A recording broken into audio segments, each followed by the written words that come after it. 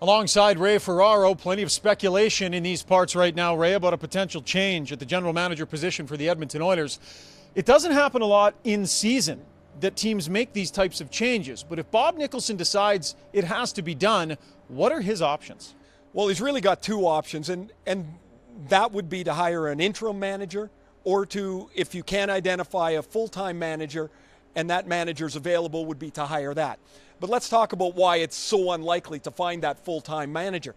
Teams are already deep into their seasons. You have senior management people who might be interested in this job, who are up to their elbows in work in their current place. Preparing for a trade deadline. Trade deadline and draft. Teams have just gone through their pro scouting meetings. They're going through their amateur scouting meetings. These are important people in their current positions.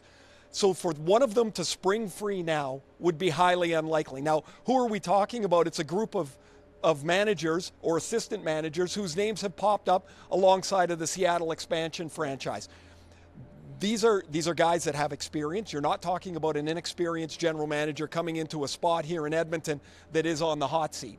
So now if you go to a caretaker general manager or managers to help shepherd you through the deadline, through up to the end of the season, when you most certainly would start talking to available general managers. Most managers that are assistants somewhere else have clauses in their contracts. They can leave, even if under contract, for promotion with another organization. That to me seems highly likely, but to do it in season, it's almost unheard of because those people are just not available. Do you think that this job in Edmonton would be coveted by the best and the brightest who know they're going to land in the league at some point as a general manager?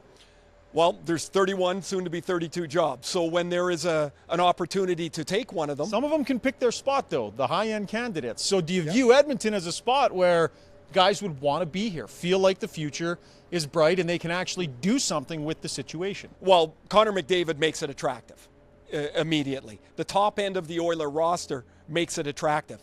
What doesn't make it attractive is the bottom two-thirds of the Oilers roster, because there is such change needed to change this team from a team that was built to play big and heavy, great in 2011, not so great in 2019. How are you going to change that quickly? So the new manager, whomever it might be, if that was the road the Oilers are going to go upon, is going to need time. You have to draft players.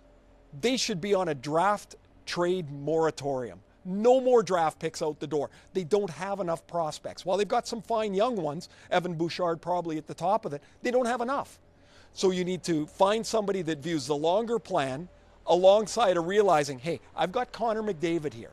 I have to find some people to play with McDavid and to play beneath McDavid, because he does what he's going to do on the ice. It's when he's not on the ice that puts you in the mess that they're in now, which is a dead 500 team, yet they're still in touch with a playoff spot. And that's the unique part of this situation. Potential management change with a team that is within striking distance of the playoffs. It's over to Bob Nicholson, and we'll see what develops in the coming days.